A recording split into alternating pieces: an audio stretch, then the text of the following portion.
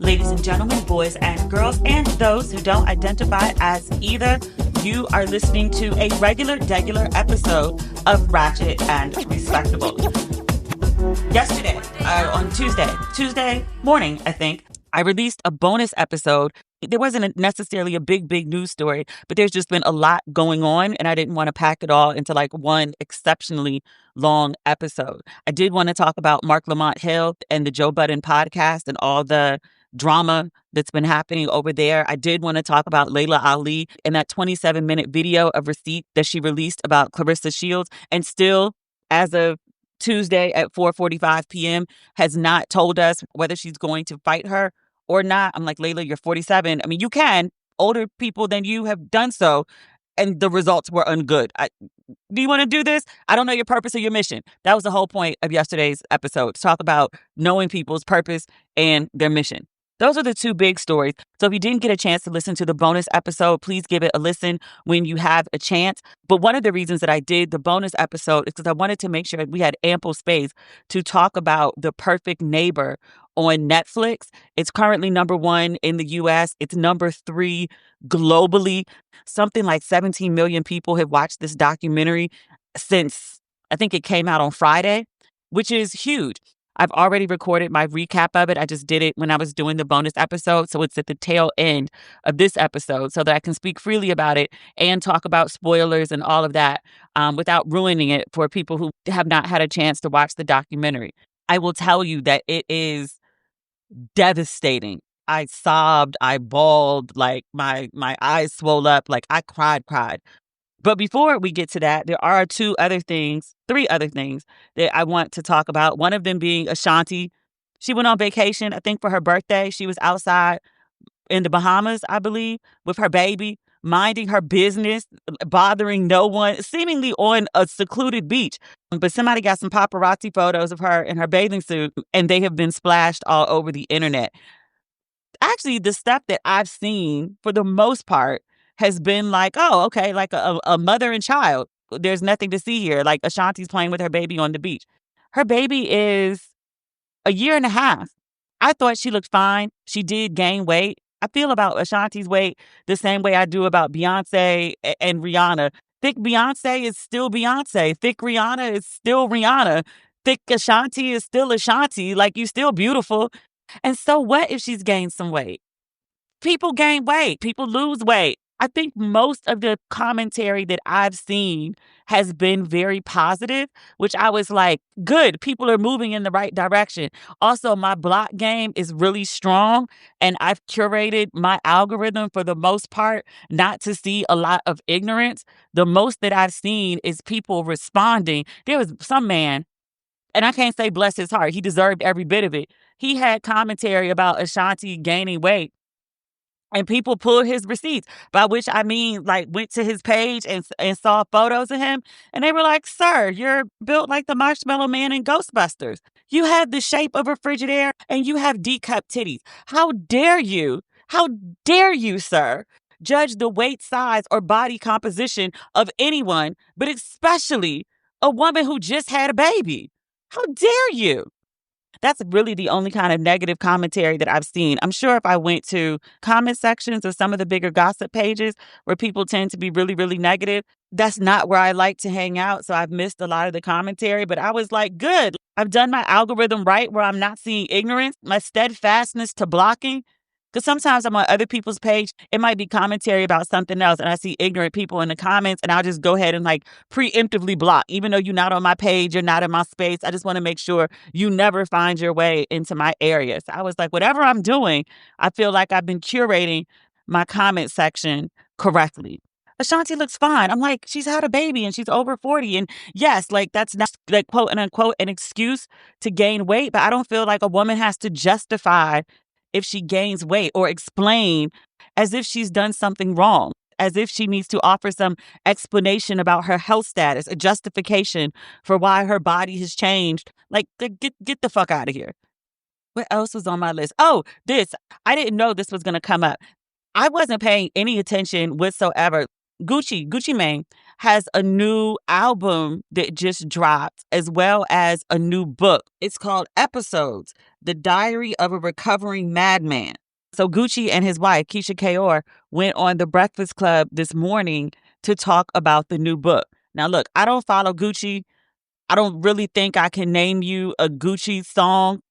I'm more into Keyshia than I am into him. I followed her on Instagram since she was wearing like the blue lipstick. I do know that he is a much changed man. Gucci that went to jail is much different than Gucci that came home. He got some new teeth and a new body and seemingly a new demeanor. I don't know Wild Days Gucci. I just know Keisha's husband, who, acts right and seems to be a family man. They have 2 children. I don't know old Gucci. I just know new Gucci through the version that his wife shares of him.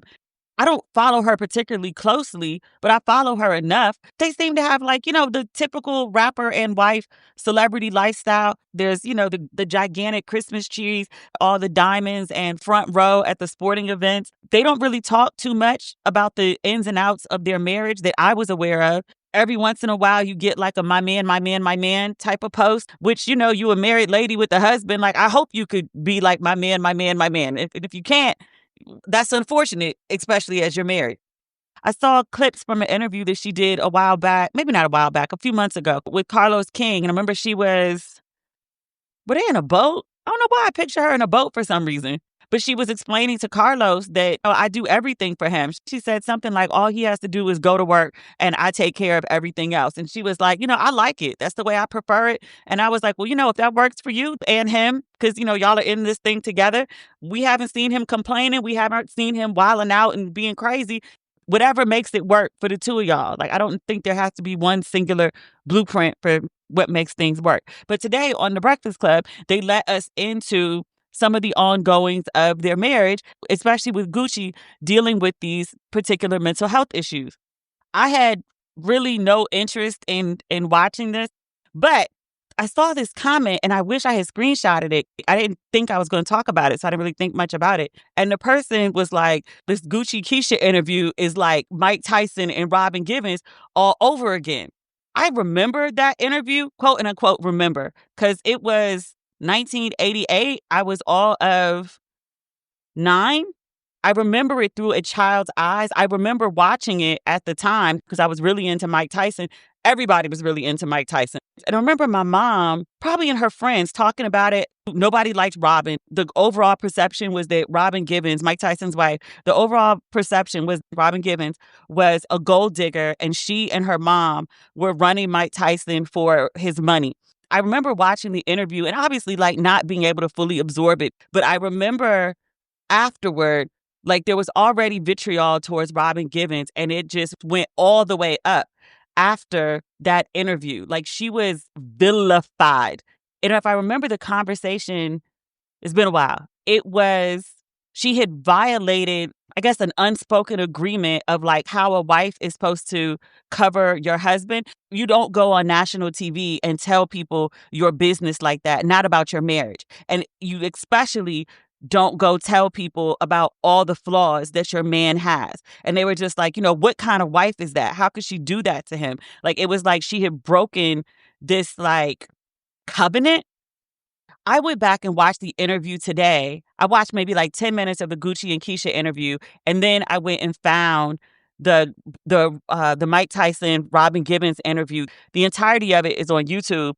It is very similar to the Gucci and Keyshia interview, which I did watch the entire hour. I watched 10 minutes, went and watched the full Barbara Walters interview, and then went back and finished the Gucci Keyshia interview. It is very similar in the sense that it is a husband and wife doing a sit down and answering questions very candidly about their marriage, about mental health, going into great detail about the mental health struggles of the husband. And Keyshia has to answer a lot of the questions because when Gucci has his We Black quote and unquote episodes, he doesn't remember a lot of what he does. So Keyshia has to fill in the details. And then Keyshia is largely his caretaker. And so she provides a lot of context. It's similar in the same way that Robin Givens sat on this couch and talked about Mike Tyson's mental health. And Robin Givens spoke very candidly about the way Mike Tyson behaves, that sometimes that she's afraid of him. At the time, she said, he doesn't hit me, but he does shake me. He does swing at me. She's like, yes, I am afraid. She was describing how he is like during his episodes and how she has to manage him. So in that sense, it's very similar. It struck me rewatching Robin and Mike about how obviously there's been cultural shifts since 1988. Remember, just like I said, her being so vilified because of that interview. And now rewatching it, I'm like, what did she say that was really so... She was honest. She didn't call him any names. She didn't demonize him. She spoke very highly of him when Barbara was like, well, why are y'all together? And she's like, we actually do have like a lot in common. We're both homebodies. We both have a sense of family. He has a great sense of humor. He was one of the first guys that like really like pursued me and came after me. And that made me feel really wanted. And like, I like that shit. Barbara asked him, I think, about Robin spending all the money. And he was like, no, like, she's actually really simple. Like, I have to tell her, like, go spend money. Like, we have tons of it. Like, you can, whatever you want. Like, you want some millions? Like, go spend millions. And he was like, she's really not that type of person. But it strikes me the similarity of these two interviews. And they also, Keyshia and Gucci speaking about mental health now. I don't think she's going to be vilified for this interview. I think actually she's going to be looked at as an ideal kind of woman. I think people are going to probably Aisha Curry her, or maybe that's not the best example, because I think Savannah James is the Black wife that's on the current pedestal. It's like, the ideal of how all wives should be. Keyshia, she loved that man. She monitors him almost like a child. She was describing how she can tell at this point when Gucci has an episode coming on. I think she said he starts using periods when he texts to me. And she said sometimes he'll get real quiet. He won't want to talk. He don't sleep. She said he stood outside. I think she meant outside the house. He just wouldn't come inside for like 24 hours. Like he just insisted. And she was like, oh, okay. These are all signs. But she's constantly observing and monitoring him, looking for signs of he's good and taking his meds and not fluctuating and everything's like on point, to dealing with him when he goes into full-fledged episodes. During the episodes, like he gets very angry. Sometimes it's directed at me. And she said, when it's at me, it's like the worst of it.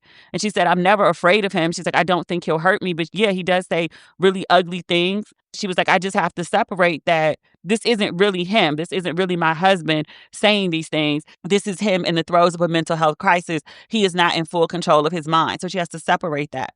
And she was like, just for clarity, she was like he had episodes before we got married. She said, I knew what I was signing on for.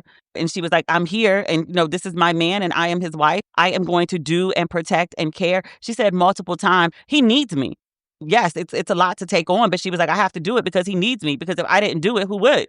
She's like, there were tons of people around him before I came about and nobody was helping him. Everyone knew something was wrong. The same thing that Robin Givens said. She's like, you couldn't be around him and not know that something was wrong. She's like, but all these people were around him and no one tried to give him help. They were just like, here, smoke this, drink this. Like, she was like, they just needed him to like, work and operate and pay. And she's like, it wasn't until I came along that like someone actually cared about what happened to him. And she also made clear, she was like, yes, he has mental health issues, but when he's not in the throes of like an episode, she was like, I take care of him and he takes care of me. He takes care of our children. He takes care of our family. Like, he is a good man. He is a good provider. He treats me well. She's like, this one thing does not take over everything all the time. My only thing with the whole interview, and it's not a negative thing, Charlamagne asked Keyshia, I think 3 different times. He asked her, okay, like, you take great care of Gucci, and I'm glad that Gucci has you and you are looking out for him, but like, who takes care of you?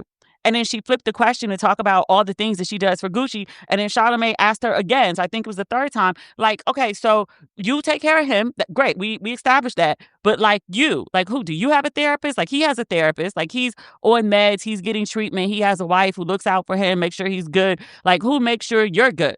And so she was like, I'm my therapist. Like, I make sure I'm good. Like, no, I don't have a therapist. No, nobody needs to look out for me. And she's like, I'm strong. Like, I got it. And I was like, sis, I feel you. Like, you are a strong Black woman. You are a strong Caribbean woman.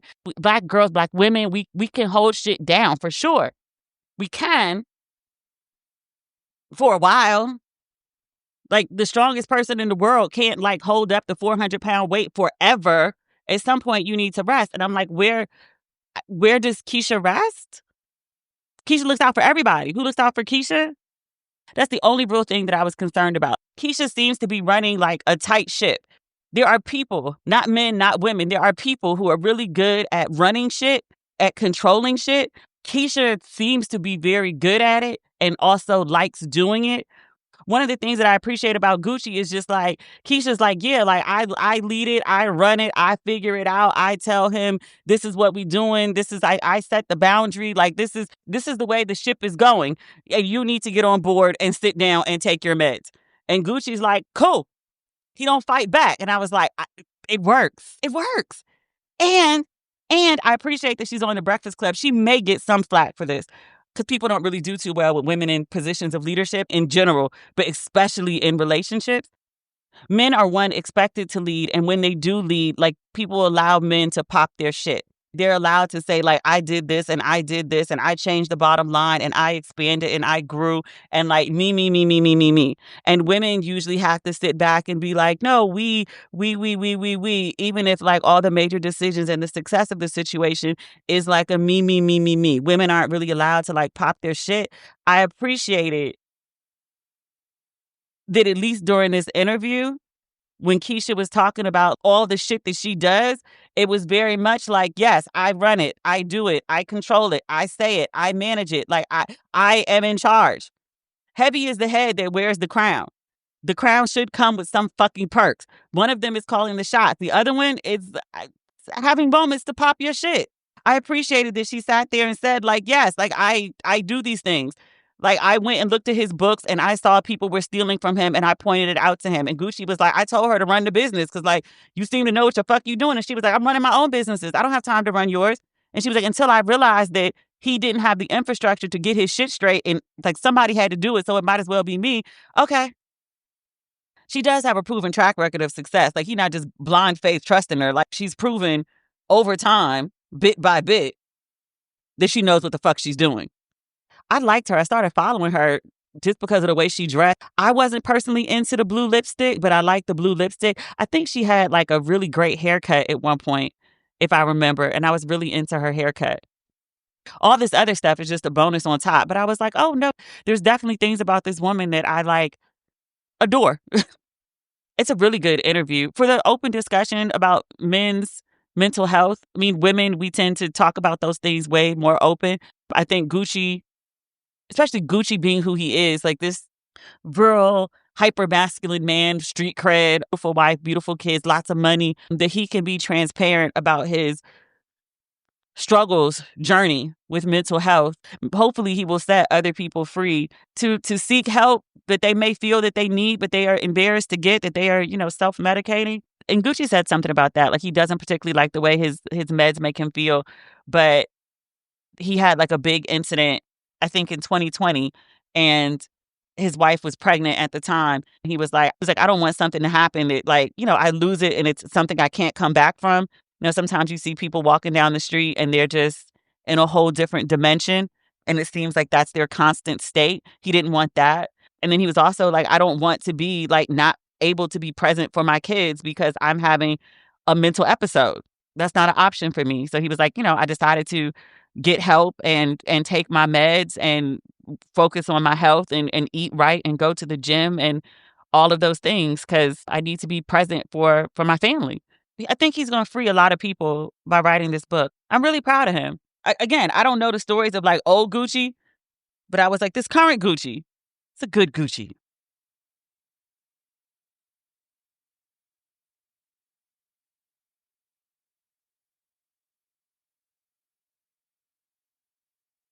In other news, Ryan Murphy has a new TV show coming out that I'm actually really excited about.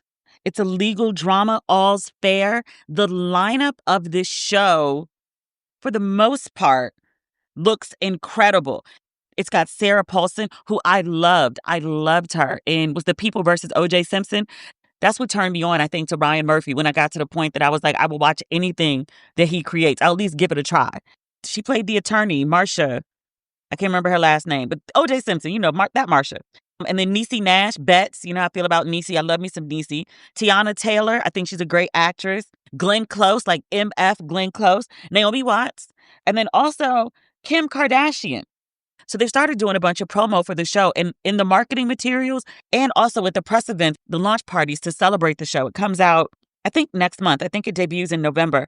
Whoever they is, communications, PR, production, somebody keeps placing Kim Kardashian in the center of this lineup of amazing actresses. Now, I know Kim has acted in movies before, and yes, she is rightfully qualified as an actress, but you have women on here who are like powerhouse actresses. Like you see when I said Glenn Close, I had to put an MF in front of her name. I also should have done the same for Sarah Paulson and for Niecy Nash. Like they're widely awarded actresses. Naomi Watts and Tiana Taylor too. The only one who's not widely awarded is Kim Kardashian. And yet she's the focal point for all the marketing materials, but also all the press shots as well. I mean, I understand that she has hundreds of millions of followers online and they're rabid about her. And anything that she does is going to get eyeballs and going to get attention and going to get people talking. Like, I get it from a marketing perspective, but I just kind of feel like it's a little disrespectful, if you will, to the other like really, really, really, really good actresses that are a part of the cast. At all times, Kim is always placed in the middle. Like they're turning her into like the Beyonce of the cast. And I was like, it looks like a really good show. It follows a team of female divorce attorneys who leave a male-dominated firm to start their own practice. This is the official Hulu summary for it. I'm interested. I am. I just hope that this is not a show that revolves around Kim Kardashian because that's not really interesting to me. Like I ride with Ryan Murphy. I do. I think he's just an excellent storyteller. But I was like, I don't, some Kim, not too much Kim. Definitely not all Kim. Also, while I was in the middle of recording this podcast episode, our good friends over at, is it Hulu? No, Apple. That's what the show is, Apple. They have announced season 2 of Hijacked with Idris Elba. I recapped the first season of it on my socials. That show would send me into a tizzy every single week. The last 60 seconds of the show, excellent writing. This time, instead of being on a plane, I think Idris Elba is trapped on the subway. Is it in London? It didn't look like the London Tube.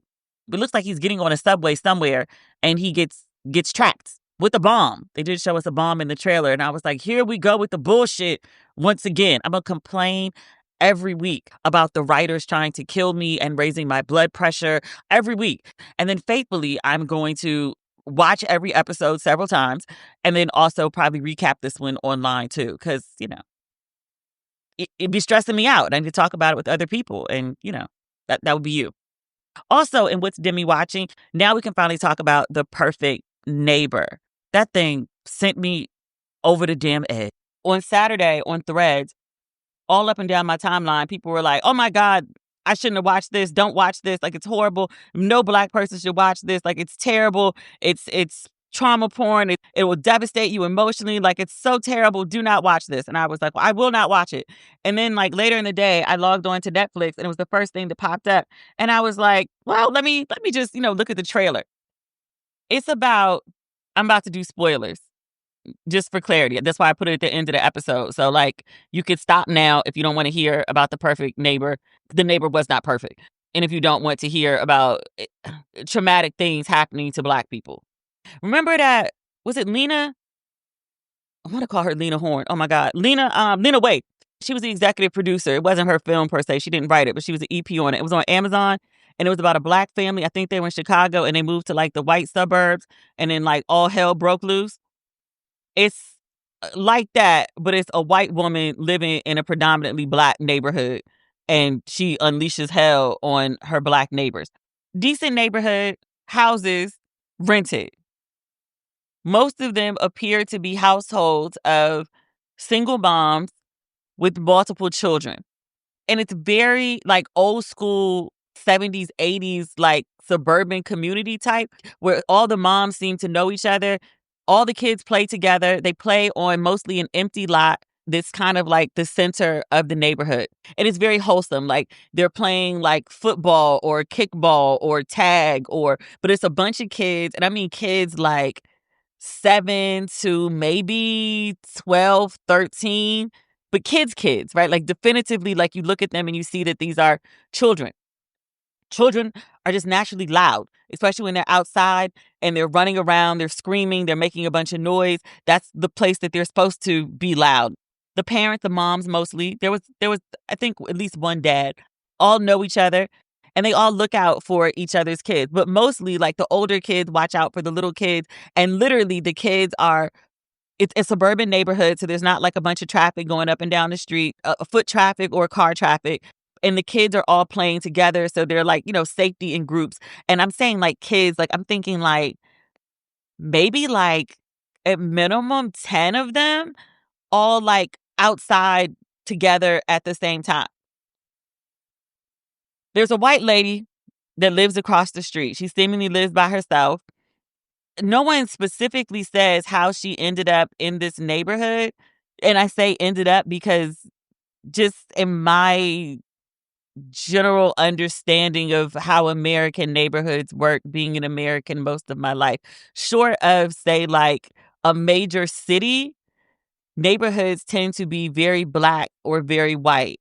You might get like a more even mix where it's like half and half, usually because like the white people who lived there originally haven't moved out yet. Like when black people move in, white people tend to go. So I don't know why this white lady is still there. She's an older woman. The moms and the kids, I'll say the moms are probably in their late 20s, early 30s. And I gave you the age of the kids. This woman is probably in her, I mean, she's not melanated, so I don't know. She looks like she's in her 70s, which probably means she's in her like late 50s, early 60s, maybe mid 60s. Okay.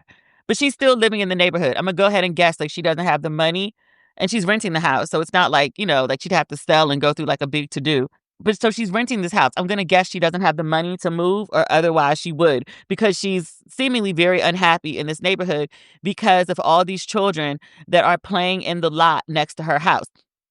So she goes and puts down like no trespassing signs and the kids don't pay any attention to it because one, they're kids, but then two, also, it's literally not her land. Like she calls the police at one point and she was like, they're trespassing. And I guess at some point somebody does a survey and was like, hey, this isn't your land. And then there's a house like on the other side of the lot that could probably claim the land. And the guy's like, hey, like, so part of this is my land. And then this middle plot is actually doesn't belong to anyone, but it's not the house on the other side where the white lady lives. Like it's literally just an empty lot. And I'm not going to tell kids that they can't play in the grass next to my house and I don't have claim to the middle part that's not mine. So like do what you do. I'm good with it. I don't have an issue. Actually, he was white. So there's another white person living in the neighborhood. Primarily this issue is between this woman across the street and it seems like 2 or 3 other neighbors that are directly across from her, and it's their children that seemingly play, that are the main kids playing in this yard. So she has most of the interactions with the people directly across the street. She comes up with all sorts of crazy shit. Like she's like, the kids are too loud. She says the kids are disrespectful. They curse at her. She says the kids are tampering with her truck. And that's why the alarm keeps going off. The mom gets wind of this or whatever. So they literally one day they pull all the kids back and they're like, stay over here with us. You say you're not touching the truck. The kids are like, we're not touching the truck. Like she's saying we are. We're not touching it. The moms are like, well, come stay back here with us and like, let's see what happens.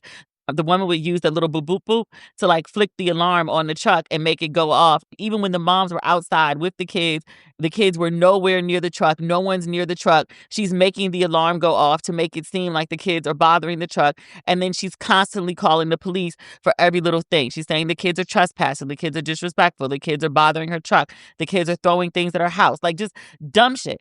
So the police keep showing up. And most of this documentary, I would say like 90% of it, is filmed from the body cams of the police officers who are showing up when this woman keeps calling the police. The police keep showing up when she calls. They talk to the neighbors who are mostly black and this down-ass white chick. And they're trying to keep the peace. They're just like, they're kids and I know they can be loud and it's summer or it's nice out and kids need to play outside, like they need fresh air, like they're just kids, ma'am. Basically trying to like play the middle and be like, look, everybody just try to get along because like what you're complaining about, these are not criminal offenses. Like we're not arresting children. And the police know it's bullshit. At one point they come and they were like, are you trying to steal the lady's car? And one of the kids says like, I'm 11. I don't know how to drive. This goes on for like 2 fucking years. At some point, I feel like the police should have told the lady, stop calling us unless there's something criminal occurring. Because they have to realize that like they're being used solely for the purpose of this white woman antagonizing these black folks. And to the police's credit, they're decent. Like when they come around, they're not talking crazy to the black people. They're not automatically taking the white lady's side. They realize pretty early on, like, she's just an old, like cranky lady. Everybody try to get along. The problem is they're not being disrespectful. They're not doing like the worst of what people expect, black people at least, expect from police officers, but they're also not doing anything to solve the issue or intervene on behalf of the black people and the down-ass white lady who are being harassed by the old lady across the street. Pretty early on in the show, the documentary, because this is not like for entertainment, this is for real, I realized this is going to have a bad ending. I've watched enough Netflix shows. I just know just enough about like how old white women who weaponize police on black people, this doesn't end well. I thought something bad was going to happen to one of the kids. The woman's behavior begins to escalate, and not necessarily towards the kids or the family across the street. She does some crazy shit. Like she gets locked into a space or something. And instead of like calling for the person to let her out, she rams against the gate. And the guy reports who did it. They were like, well, this is the car and this is the license and here's the video. Like you can see all the things. And then the police go to the lady's house and we're like, did you do this? And she's like, no, I didn't do that. And they're like, well, you did, because like the person said you did, and they want to press charges because you damaged their property and it's your car and this is the license and they told us who you were and where you live. Like you did this shit. And she was like, well, yeah, I did. But because I've been beaten before, I've been assaulted before, I was scared. I was so fearful and blah, blah, blah. Not really sure how that situation gets resolved. But clearly the lady is like, has violent tendencies, and the police never do anything about it. Like they just keep coming out every time she calls. Most of the time she calls, they keep pacifying her. She does this really crazy violent shit with the car and ramming the gate and then lying about it. And nobody ever says that like, this ain't right. If she will ram this gate and then bold-facedly lie about it and then blame it on whatever else when confronted, like what is she capable of? And are like, the people in this neighborhood, are they okay with her being here? Again, everybody's very polite. Nobody ever actually does anything. So this one night, everything escalates. The kids are playing again. I guess they're too close to the house or too loud, or the lady throws a skate at one of the kids. And the kid she threw it at looks like maybe like 8, like a little tiny thing. But she throws a skate at a kid. And I was like, skates are heavy. A skate from like a roller skating ring. Not like the ones you used to strap on, but like the ones you got to lace up, like a proper heavy ass skate. And I was like, those wheels on those skates are heavy as fuck. She threw it at one of the kids. I think she threw 2 of them. And then she takes one of the kids' iPad. The kid's mom told them, and this is like, I think all the kids, if the lady say something to you as a child, you're not going back and forth with this old lady. She would call the kids jackasses. She would call them N-words. Like she would just talk to these kids crazy. The moms were like, if she says something crazy to you, you're not going back and forth with another adult. Come get me as mom and I'll handle it. So the lady took one of the little boys' iPads. This is after she had thrown skates at the kids. I don't know how she got the iPad, but she has it. Won't give it back to the kid. So the kid does like what his mama told him to do, goes back to the house and says, Mom, crazy lady across the street took my iPad. Mom was like, you gotta be fucking kidding me, because that's the normal response. You did what? You took my child's iPad? How dare you take my child's stuff? Like, who the fuck are you? So the mom goes across the way, bangs on the door trying to get the lady to come out, but also get the fucking iPad back because, lady, you done lost your fucking mind stealing my kid's shit, because that's what it is when you take somebody's stuff, especially a kid, and refuse to give it back. The lady fires a gun through the door, shoots the mom, shoots the woman. I look at the time on the documentary. I very specifically looked it up to see how much time we had left, because I was like, how much crazier is this story about to get? Because now the lady done shot somebody. They call the police. Again, the whole thing is being filmed through the police cameras. There's no clear narrative in the story. You have to wait for people to say things or people to react to things or whatever. So they get there, the mom is on the ground, and somebody says something like she's hit in the arm, the shoulder. I think I heard arm. I'm positive I heard shoulder. So I was like, okay, like obviously don't shoot people. But the mom got shot in the shoulder. This is crazy for sure. But this is not as crazy as it's going to get. Like the lady's still going to go crazy because we got 30 minutes more of this documentary. The mom has to be taken to the hospital because she's been shot. They call the father. The mom is going away. Somebody got to watch the kids. I mean, obviously the neighbors can watch them, but like they got a daddy somewhere. Where they daddy at? So they call the daddy, and the daddy shows up. The kids respond to him warmly. So I was like, okay, like they have a relationship. He doesn't seem to be a deadbeat. So the officer asked the dad, he says, come over here. He said, let me talk to you for a minute. And you can't hear what they're saying, but you can see the father react. They told the father that the mom was dead. And I was like, wait, she got shot in the shoulder though. Apparently she got shot in the chest. The mom dies. The dad has a huge reaction. And the dad was like, well, we got to tell the kids. So he gathers the kids up, and people criticize the dad in this moment. He says to the kids, he says, you love me, right? You love me. Something like that. And then he tells the kids, basically their mom's not coming back. Their mom is gone. And the kids lose it. And he literally like grabs them all together and holds them with him like a family, like as one. They're all like all together, and the kids like lose it because the man just told them their mama was dead. People criticize the dad for that, and I was like, was it the best way it could have been handled? I'm hesitant to criticize it because I imagine if you just found out like the mother of your kids, they had several children, they were in a relationship for a while at some point, and you just said like this woman is dead. This woman has clearly primary custody of the kids.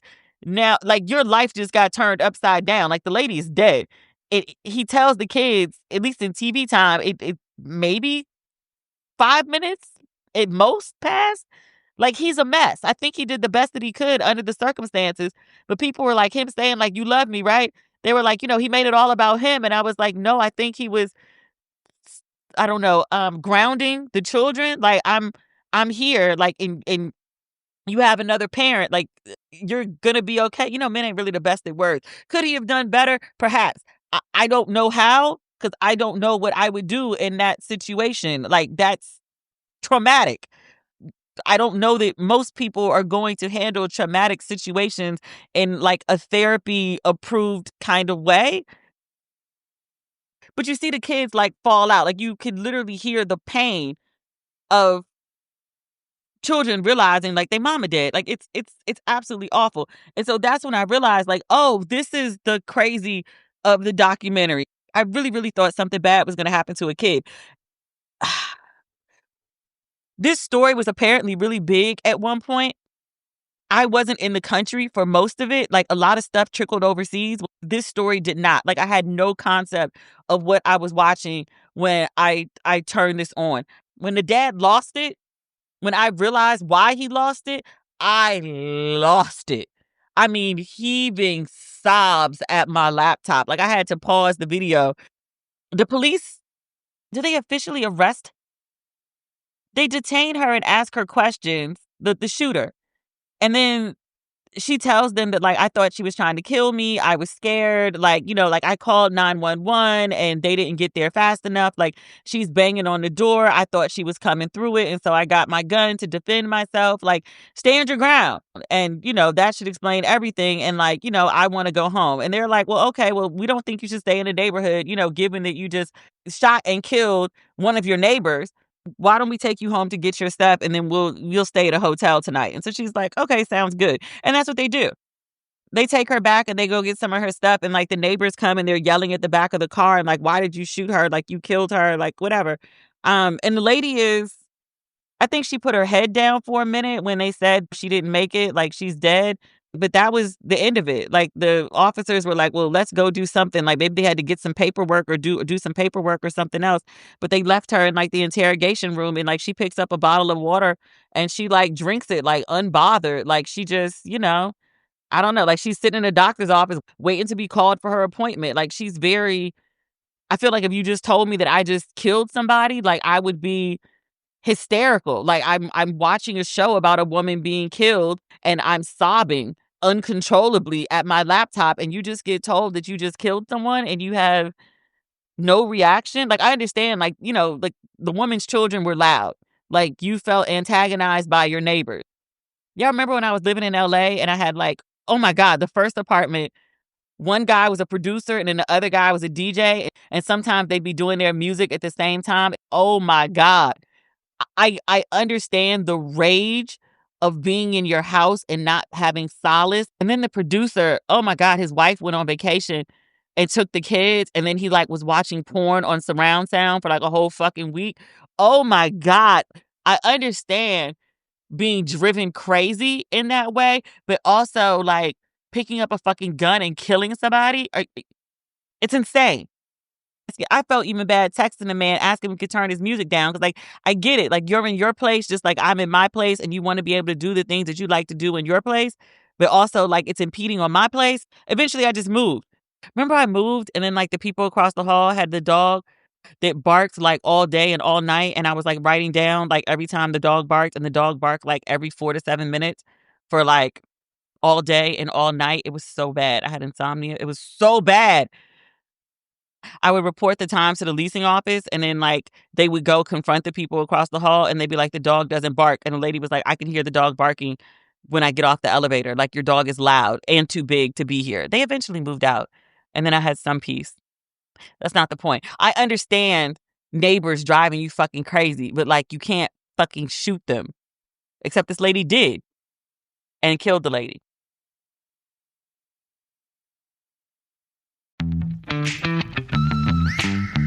What if an appliance emergency didn't have to be? If your appliances suddenly decided they were done, don't stress. Best Buy has you covered with a wide variety of major appliances from trusted brands, in stock and available now. So you don't have to worry about laundry piling up, refilling the fridge, or that big dinner party you're hosting. Because Best Buy has the knowledge and expertise to get you the right appliance for your home.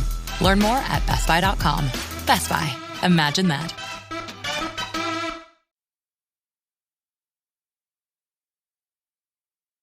So eventually they do actually arrest the lady and there is a trial. They found out that everything that she said about like what happened that night was basically a lie. She was like, well, I called the police. Oh, the woman came over and she's banging and like, I waited as long as I could, but the police didn't get there.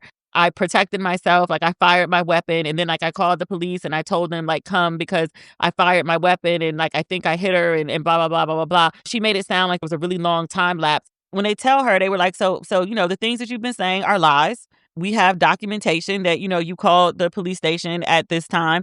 And then 2 minutes later, literally 2 minutes, like you called back and you said that you shot the woman. Like you didn't give ample time for the police to get there. So you're going to be charged with manslaughter. We're going to, like fully arrest you now and take you to, be booked. And she was like, no, no. And they were all confused. There's 3 white men. One of them might have been Latino, but like white passing Latino, but still like Latino-ish. They were all confused. Like, what? No. Like, what do you mean no? And the lady was like, no, I'm not doing this. No. And they're all just standing there. And I was like, if y'all don't like yank this old broad up and put some handcuffs on her, because that's what you would do if a black person is sat there and be like, okay, we're arresting you now. No. I can't even fathom. I can't fathom the idea of it because it's so far-fetched. But she was like, no. And they stood there like just trying to like reason with her. And they were like, well, hey, we've had people in here who, do much crazier crimes. And we tell them that they're going to be arrested. And they don't say no. Like they get up and they submit to the arrest. And she was like, no. She was like, I don't feel well. They were like, well, hey, there's a medic right downstairs. We can have somebody take a look at you as soon as you get through booking. And she was like, no. And then finally, one of the cops was like, hey, like, this is going to happen. So it could be the easy way, get up and you go along with us and we'll do it the nice way. or it can be done the hard way. It's not the way I want to do it, but it could be the way that we do it if you keep saying no, basically. And then after a while, because they never lay a finger on her, they keep going at her until she just like concedes. And I was like, yo, y'all know at this point that the lady, like the old woman, I'm calling her a lady, I'm being too gracious, that the old woman, you're charging her. You believe that she murdered this lady. It's manslaughter. She criminally killed this lady, like feloniously killed this lady, and y'all still treating her like with all this like respect and dignity and this privilege, essentially. That's the problem of like this whole scenario. Like, it's an old white woman. You're like, oh, she's old. She's a woman. She's antagonized because the children are loud and this and this and this. And the police, like, they give her so much graciousness. They speak to her so sweetly and they let her keep calling and keep weaponizing them to terrorize the black people and the down ass white chick that live across the street because, you know, like she's an old lady. And I'm like, if she was an old black lady, would y'all have given her so much grace? At some point, I feel like if she was anything other than like an old white woman, maybe an old white man, y'all would have told her, hey, if you call 911 again for a non-emergency, we're going to lock you up. You can't keep calling us to terrorize your neighbors. If you don't want to live here anymore, then break your lease and move. Because this whole thing happened for 2 years. She had to sign a new lease in the middle of this dumb shit. And now the woman is dead. And not over an iPad. The woman is dead because the police let this nutty ass woman go unchecked with her nuttiness and her terror. They let her use them to terrorize her neighbors for 2 fucking years. It's sad for many reasons, the most obvious being because like this woman is murdered, her life is cut short, her children, she has 4 children, don't have a mother. The biggest tragedy of everything.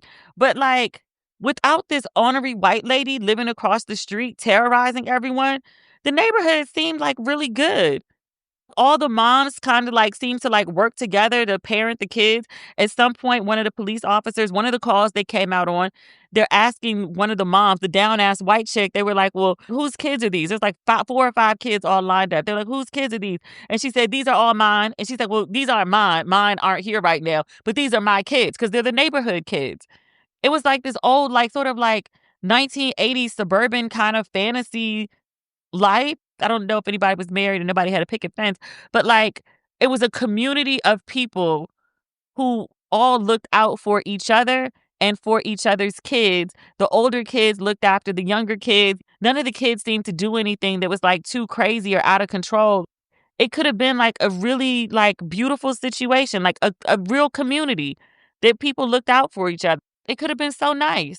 And this one white woman terrorized everyone and it took this woman's life, you know, changed the whole trajectory of the children that don't have a mom, but then also of all the other children and families in this neighborhood where this tragedy has occurred. Like, none of those people will ever be the same.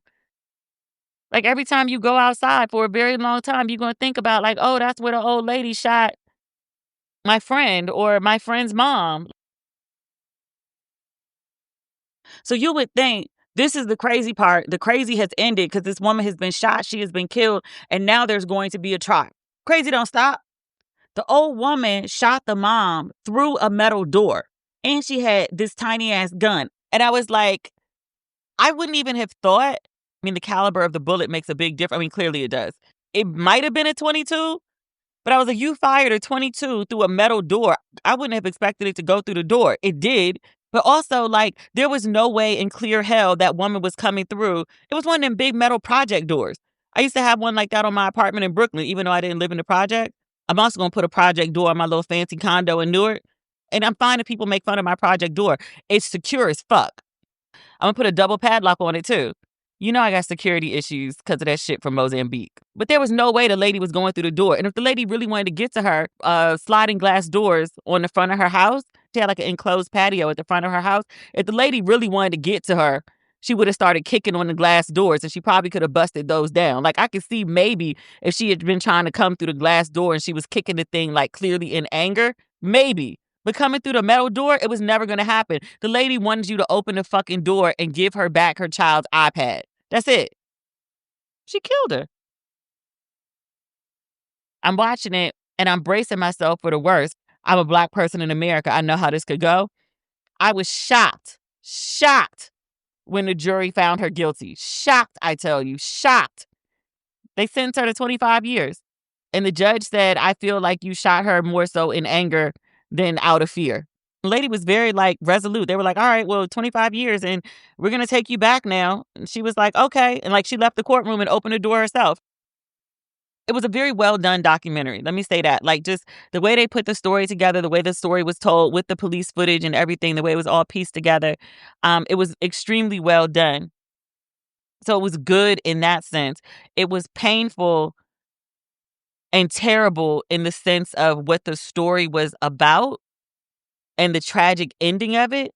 I had the same feeling at the end of the documentary that I did watching When They See Us, Ava's documentary about the exonerated, the teenagers from Central Park, exonerated 5, I guess is what they're now referred to as. But just the horrors of it.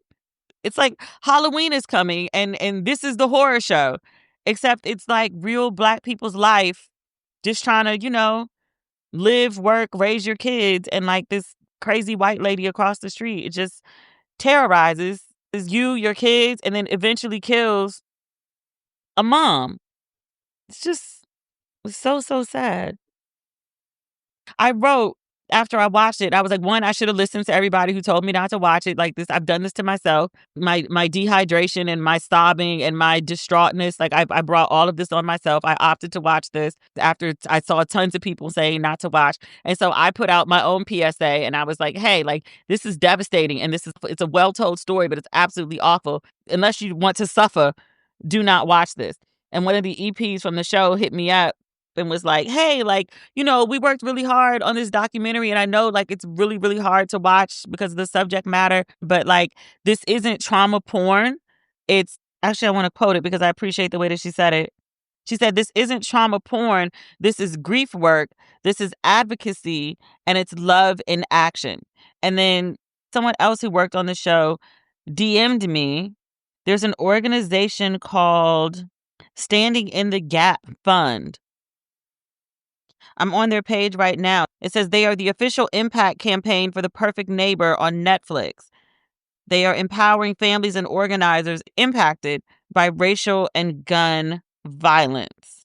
I just wanted to give context for that. I think they were a little, concerned that so many people, self-included, are telling people not to watch the film. It's number 1 on Netflix right now, so tons of people are watching it. I just feel like Black folks in general, we under a lot of stress right now. It's more so than usual. Watching shit like this, we not the ones that need to watch it. We know shit like this happens. It's our uncolored fellow citizens that seem to be in deep denial about the harm of white privilege, white supremacy, racism, bigotry, whatever you want to call it, about the true harm that can be done to Black people by just a Black community by just this one white woman.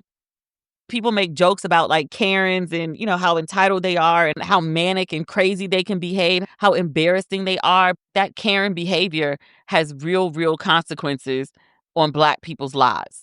Black people know this. We've lived this for generations.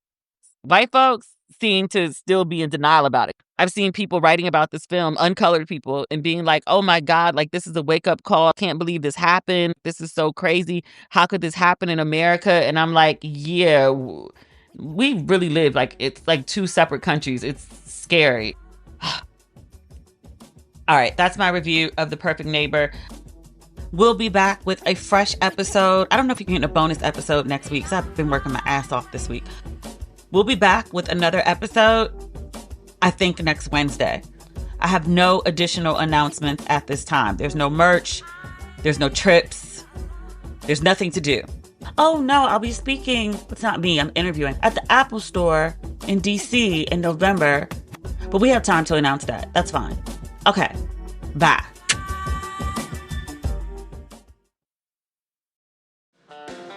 This episode is brought to you by 20th Century Studios' new film, Springsteen, Deliver Me From Nowhere, starring Golden Globe winner Jeremy Allen White and Academy Award nominee Jeremy Strong. Scott Cooper, the director of the Academy Award-winning movie Crazy Heart, brings you the story of the most pivotal chapter in the life of an icon. Springsteen, Deliver Me From Nowhere. Only in theaters October 24th. Get your tickets now.